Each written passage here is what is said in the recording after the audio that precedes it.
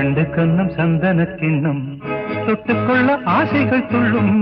ரெண்டு கண்ணம் சந்தன கிண்ணம் தொட்டுக்கொள்ள ஆசைகள் துள்ளும். பூவை கையில் பூவை அள்ளி கொடுத்த பின்னும் தொட்ட தந்த கையில் மனம் வீசுது இன்னும்.